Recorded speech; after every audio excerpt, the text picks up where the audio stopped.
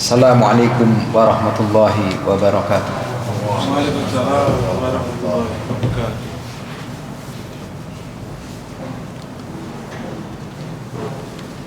Innal hamdalillah nahmaduhu wa nasta'inuhu wa nastaghfiruh wa na'udzu billahi min shururi anfusina wa min sayyiati a'malina.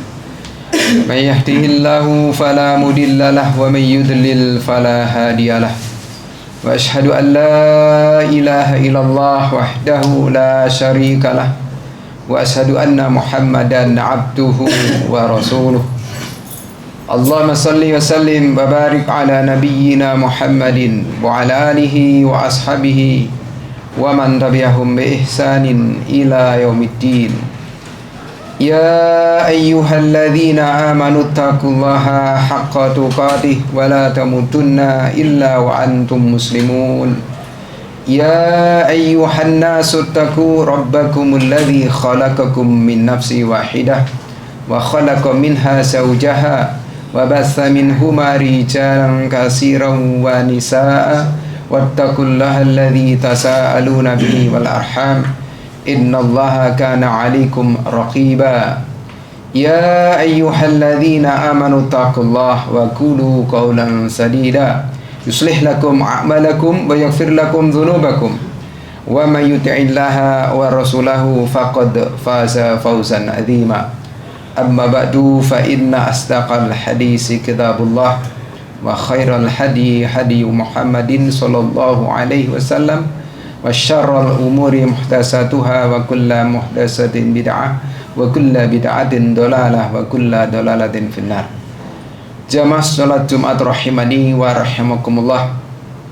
Alhamdulillah, puji syukur kita panjatkan kehadirat Allah Ta'ala di hari Jumat, hari yang mulia yang merupakan Sayyidul Ayyam, di bulan yang mulia yaitu bulan Muharram. Kita sedang berada di tempat mulia yaitu salah satu di antara masjid-masjid Allah untuk menjalankan ibadah yang mulia yaitu salat Jumat, yang semuanya ini semoga bisa mengantarkan kita semuanya menjadi hamba yang mulia, yaitu yang bertakwa dalam penilaian Allah Ta'ala. Amin, amin, ya rabbal alamin. Jamaah salat Jumat rahimani wa rahimakumullah, bulan ini Allah perintahkan kepada kita untuk memuliakannya dengan mengisinya dengan berbagai macam amal ketaatan yang disyariatkan. Di antara amal syariat amal ibadah yang disyariatkan pada kita, puasa. Itu sangat dianjurkan. Dan yang lebih ditekankan yaitu puasa Arafah. Puasa Asyura. Para jamaah rahimani wa rahimakumullah, di samping puasa Asyura juga puasa Tasu'a, yaitu tanggal 9-nya. Besok tanggal 9 adalah Yaumut Tasi'ah, Yaumut Tasu'a, yaitu yang disyariatkan berdasarkan yang Rasul telah beliau bercita-cita, andaikan hidup sampai tahun depan maka kami akan juga berpuasa tanggal 9. Hanya saja Rasul di tahun depannya beliau telah kembali kepada Allah Ta'ala, sehingga beliau belum menjalankan ibadah puasa di tanggal ke-9-nya itu. Namun bagi umatnya kita sangat dianjurkan untuk berpuasa di tanggal 9 dan 10-nya. Maka besok tanggal 9 dan hari Ahad tanggal 10 usahakan untuk kita menjalankan di antara beberapa amalan ibadah yang dianjurkan, yaitu berpuasa di tanggal 9 dan 10. Dan sebagian riwayat juga dari sahabat Ibnu Abbas menganjurkan juga boleh 3 hari, 9, 10, dan 11. Atau yang kedua tanggal 9 dan 10. Dan yang ketiganya yaitu tanggal 10-nya saja. Para jamaah, di samping itu bahwasanya kita telah Allah anugerahkan kenikmatan masih diberinya umur di tahun ini, tahun 1447 Hijriah. Maka ditambahkannya umur kepada kita ini, manfaatkan untuk menjalankan amal ketaatan. Di antaranya pertama-tama mengawali awal tahun ini, yaitu di bulan Muharram, bulan yang mulia ini. Isi bulan Muharram ini dengan amal kebaikan yang insya Allah Allah akan lipat gandakan. Dan jaga kesucian bulan ini dengan jangan sampai sekali-kali kita sengaja menodainya dengan perbuatan dosa dan maksiat. Itu salah satu upaya yang kita lakukan untuk memuliakan bulan ini. Di samping itu para jamaah, kita semuanya, siapapun kita tanpa terkecuali, yang Allah anugerahkan nikmat hidup, diberinya kita kesempatan hidup, itu sebuah nikmat. Maka orang yang diberi oleh Allah kesempatan nikmat hidup, dia tidak lepas dari berinteraksi terhadap 3 hal. Maka dalam interaksinya manusia terhadap 3 hal ini, supaya dalam interaksi ke dalam 3 hal ini menghasilkan kebaikan, dia harus mengikuti rambu-rambu Allah Ta'ala. 3 hal yang tidak lepas dari kita dalam menjalani kehidupan ini. Pertama, interaksi kita dengan Allah Ta'ala. Yang kedua, interaksi kita terhadap diri kita sendiri. Yang ketiga, interaksi kita kepada sesama manusia.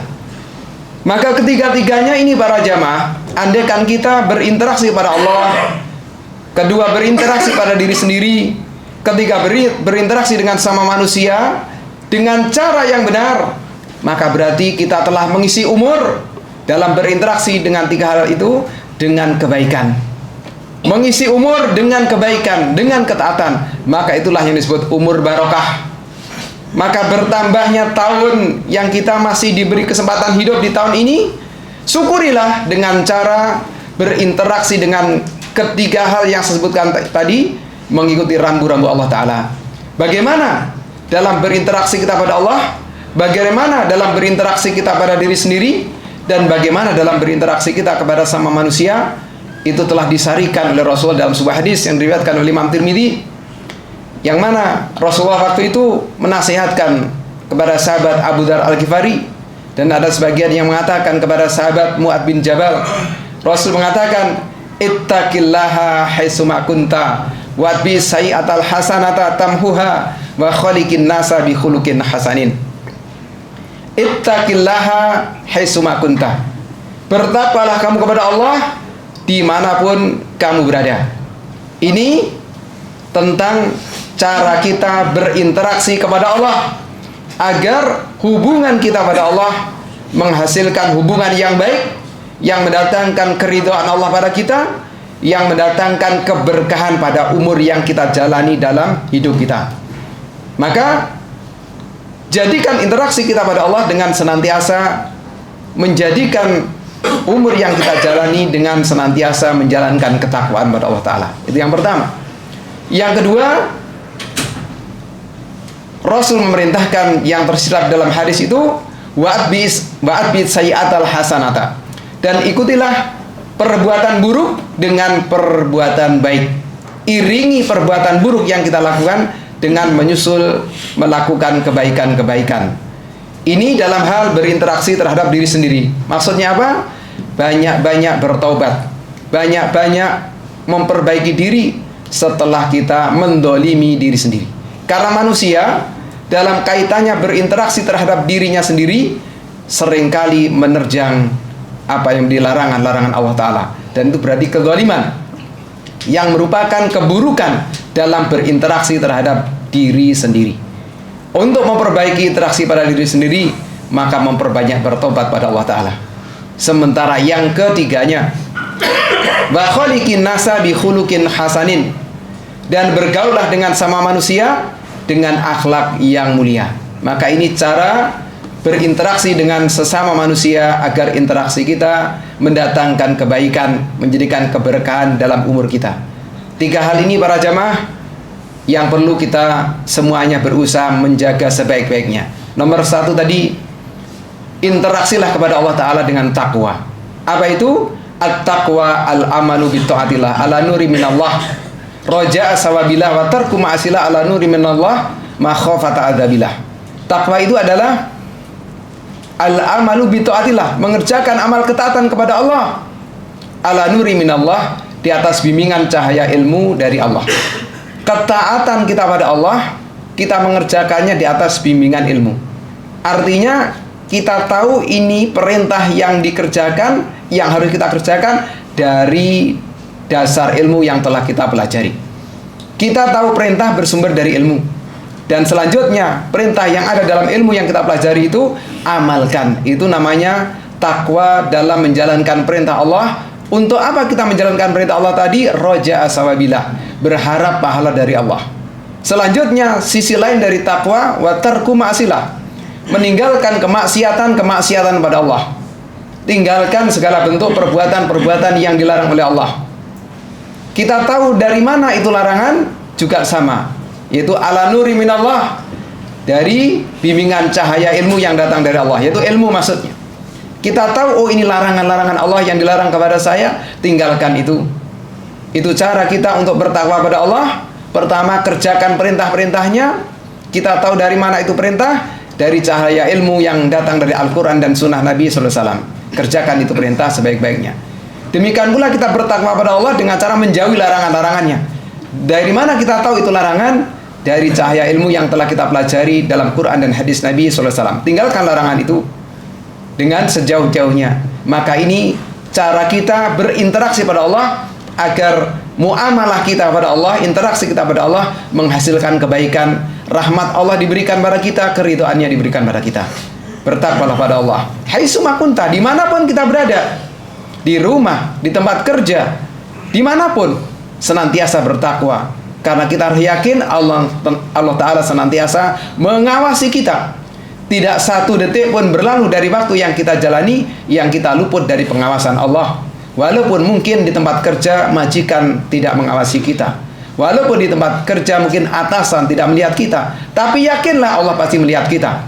Maka orang yang senantiasa merasa Allah mengawasi dirinya, dia akan senantiasa menjaga dirinya untuk selalu berbuat baik dan menjauhkan dirinya untuk jangan sampai berbuat dosa. Karena dia takut pada Allah Ta'ala jika melakukan perbuatan dosa. Kenapa? Yakin Allah melihatnya dan yakin kalau Allah pasti akan membalasnya. Kebaikan akan dibalas dengan kebaikan, keburukan akan dibalas dengan keburukan. Maka yang kita panen, apa yang kita petik, sebenarnya buah dari perbuatan kita sendiri. Kalau kita ingin memanen kebaikan, berbuat baiklah. Kalau kita ingin memanen keburukan, silakan berbuat keburukan. Namun tidak ada seorang pun yang menginginkan keburukan tentunya. Yang kedua, tadi berinteraksi terhadap diri kita sendiri. Berbuat baiklah kepada diri kita sendiri dengan cara nopo, dengan cara kita banyak bertaubat, mohon ampun pada Allah Ta'ala atas dosa dan kesalahan kita. Dan selanjutnya mengikuti perbuatan dosa yang telah kita taubati itu dengan berbuat baik. Itu yang Rasul katakan, wa'adbi sayyi'atal hasanata tamhuha. Dan ikutilah perbuatan buruk yang telah kita lakukan itu dengan perbuatan baik, berbuatan baik. Karena perbuatan baik itu akan menghapus keburukan-keburukan yang telah kita lakukan. Di antara perbuatan baik yang pertama-tama harus kita dahulukan untuk dilakukan ketika kita terlanjur terjatuh pada perbuatan salah, yaitu bertobat kepada Allah Ta'ala. Bertobat dengan ada penyesalan dalam hati atas dosa yang dilakukan. Yang kedua dengan berhenti dari dosa yang dilakukan. Yang ketiga dengan tidak mengulangi. Itulah bertaubat yang disebut taubatan nasuha. Harus ada penyesalan, tidak ada keinginan untuk kembali, betul-betul menyesal. Yang kedua bertekad berhenti. Yang ketiga betul-betul tidak mengulangi. Maka itu taubat yang sebenar-benarnya. Baru selanjutnya ikuti taubat kita itu dengan perbuatan baik. Di perjalanan setelah taubat itu berbuat baik. Yang ketiga dalam kaitan muamalah kita kepada sesama manusia yang kita masukkan bukan hanya sama muslim, termasuk kepada orang non muslim. Kita diperintahkan untuk wa khaliqin nasa bi khuluqin hasanin. Berbuat baiklah kepada sama manusia, berakhlaklah kepada sama manusia bi khuluqin hasanin, dengan akhlak yang mulia. Bagaimana akhlak mulia dalam berinteraksi kepada sama manusia, para jamaah? Disarikan oleh perkataan para ulama. Yang pertama, badlun nada. Yang kedua, kaful ada. Yang ketiga, albasasatu fi fajr. Yang pertama itu kita diperintahkan badlun nada, untuk senantiasa berbuat baik dimanapun kita berada. Jadi jadikanlah diri kita ini orang yang senantiasa menebar kebaikan dimanapun kita berada. Dari potensi yang kita miliki, ketika Allah memberikan kepada kita potensi tenaga yang bisa kita berbuat baik dengan tenaga itu, gunakan tenaga kita untuk membantu sesama. Dengan begitu kita telah berbuat baik kepada sama manusia dengan tenaga kita. Kalau kita diberi potensi kelebihan harta, gunakan harta untuk berbuat baik kepada sesama. maka di situ berarti kita telah berbuat baik kepada sama manusia dengan harta kita. Kalau kita diberi potensi kelebihan dalam ilmu, demikian pula gunakan ilmu itu untuk menebar kebaikan ataupun potensi-potensi yang lainnya yang kita miliki, yang bisa kita lakukan untuk berbuat baik kepada sama manusia, maka berbuat baiklah dengan semua potensi yang Allah anugerahkan tersebut. Kalau kita tidak bisa juga berbuat baik karena memang tidak memiliki potensi harta, bukan orang kaya, nggak punya potensi tenaga yang kuat untuk membantu, nggak punya ilmu juga, mungkin kita merasa tidak punya kebaikan kecuali hanya sedikit, maka setidaknya yang kedua, wakaful ada. Kita harus menjaga diri jangan sampai menjadi orang yang berbuat buruk. Tahan diri. Kalaupun kita tidak bisa berbuat baik, jangan sampai kita berbuat buruk. Jangan sampai kita berbuat buruk menjadikan penyebab keburukan terhadap sesama manusia, bukan hanya kepada sama orang muslim, termasuk kepada orang non muslim pun jangan kita berbuat buruk. Kalaupun di dalam Islam sampai ada yang namanya perang, memusuhi atau memerangi orang-orang kafir, itu dikarenakan mereka melakukan permusuhan kepada orang-orang Islam, kafir harbi. Selama orang-orang non-muslim itu memang mereka berinteraksi baik kepada kaum muslimin, tidak memusuhi orang-orang Islam, mereka punya hak untuk kita berbuat baik kepada mereka. Hatta ketika mereka itu misalnya tetangga kita non-muslim, senantiasa kita harus berbuat baik kepada tetangga kita yang non-muslim itu, karena mereka tetap punya hak dari kita untuk kita berlaku baik kepada dia. Itu, kita harus senantiasa berbuat baik.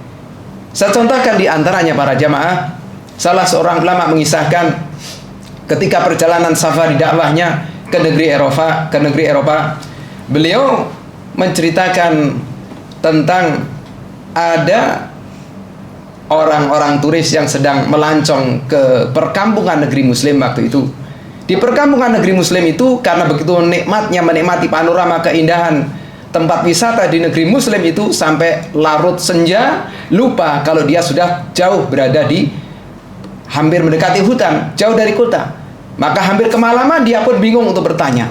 Maka dia pun mendapati salah seorang petani muslim yang dilihatnya jenggotnya panjang, dilihatnya dahinya kelihatan warna hitam, dilihatnya celananya cingkrang. Di waktu itu lagi santer-santernya teroris. Maka orang non-muslim ini ragu-ragu, jangan-jangan ini teroris. Tapi tanpa berpikir panjang, karena memang tidak ada tempat bertanya yang lain kecuali ke orang ini, dia pun memberanikan bertanya, "Bapak, di mana tempat penginapan yang terdekat dari sini? Karena kami sudah terlampau larut malam." Dijawablah, "Ada tapi jauh sekali. Kalaupun Bapak berkenan, silahkan Bapak boleh menginap di tempat kami." Akhirnya tawaran itu pun singkat cerita diterima. Dia pun tidak melihat, ini orang memang kelihatan celananya pendek, jenggotnya panjang, badonya kelihatan hitam, tetapi saya tidak melihat tanda-tanda dia orang bengis. Tersenyumnya kelihatan simpul.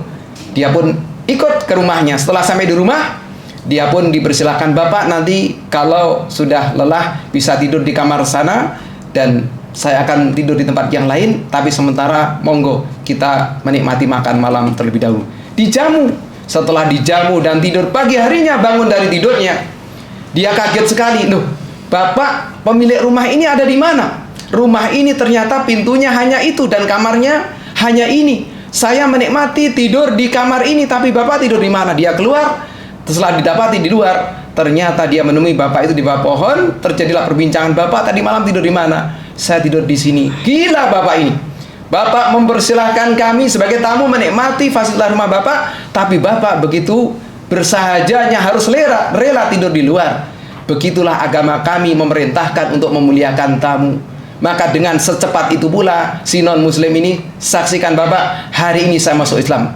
Ini menunjukkan dengan akhlak mulianya seorang muslim akan menjadikan sebab simpatinya orang non muslim, mereka mengerti keindahan Islam. Setelah pulang ke kampung halamannya, menyampaikan ke sanak saudara, kepada temannya, kepada karyawannya, karena dia seorang pengusaha, disebutkan hingga sekian ratus orang masuk Islam. Karena apa itu? Karena akhlak mulia. Maka para jamaah, agama kita itu memerintahkan kepada kita berakhlak mulia kepada siapapun juga. Semoga kita semuanya senantiasa bisa menjaga interaksi yang baik ke dalam tiga hal tadi. Berinteraksilah yang baik kepada Allah Ta'ala dengan ketakwaan kita. Berinteraksilah yang baik kepada diri kita sendiri dengan senantiasa banyak introspeksi diri untuk bertobat dari dosa dan kesalahan kita, karena kita tidak lepas dari dosa, tiap hari tidak lepas dari dosa. Yang ketiga, berbuat baiklah kepada sama manusia dengan akhlak mulia kita. Aqulu qouli hadza wa astaghfirullah li wa lakum.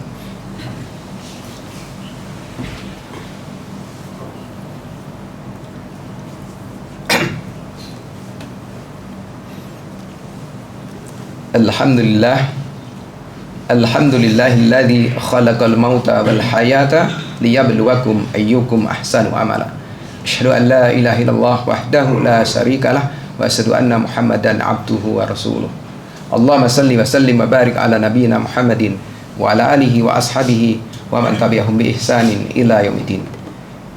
Kesimpulan dari apa yang khatib sampaikan di khutbah pertama tadi, para jamaah, syukurilah nikmat yang Allah berikan pada kita, kesempatan umur ini, kita masih hidup ini, dengan cara melakukan 3 hal tadi. Bangun interaksi yang baik dengan Allah Ta'ala dengan cara kita bertakwa. Bangun interaksi yang baik terhadap diri kita sendiri dengan memperbanyak bertaubat atas dosa dan kesalahan yang kita lakukan. Yang ketiga, bangun interaksi yang baik, muamalah yang baik kepada sesama manusia siapapun mereka dengan akhlak mulia. Dengan 3 hal akhlak mulia yang kita lakukan setidaknya. Pertama, jadilah orang yang bisa menebar kebaikan kepada siapapun yang ada di sekitar kita dari potensi yang kita miliki. Yang kedua, jangan sampai kita menjadi penyebab keburukan terhadap mereka. Kalaupun kita nggak bisa berbuat baik, setidaknya jangan sampai kita berbuat buruk. Yang ketiga, senantiasalah memiliki wajah yang berseri-seri, sebagaimana yang telah khatib contohkan tadi, seorang muslim yang memberikan wajah berseri-seri kepada seorang non-muslim sampai menjadikan mereka masuk Islam tadi. Miliki wajah yang berseri-seri ketika kita bertemu siapapun juga, karena wajah berseri-seri itu membawa kebaikan, baik untuk badan, akan menyehatkan kepada orang lain, mereka senang, dan kita pun akan mendapatkan pahala dari Allah Ta'ala dengan amalan yang ringan. Tabasumuka fi wajhi akhika laga sodakotun. Tersenyummu kepada saudaramu itu adalah sodakoh bagimu. Tersenyummu terhadap wajah saudaramu atau kepada saudaramu itu adalah sodakoh darimu. Ini menunjukkan amalan yang ringan. Allahumma salli wa sallim wa barik ala nabiyyina Muhammadin wa ala alihi wa ashabihi wa man tabi'ahum bi ihsanin ila yaumiddin. Walhamdulillahi rabbil alamin. Rabbana ighfir lana wa li ikhwanina alladhina sabaquna bil iman wa la taj'al fi qulubina ghillan lil ladzina amanu rabbana innaka raufur rahim. Allahumma inna nas'aluka al-huda wat tuqa wal afafa wal ghina. Allahumma inna nas'aluka al-huda wat tuqa wal afafa wal ghina. Allahumma inna nas'aluka al-huda wat tuqa wal afafa wal ghina.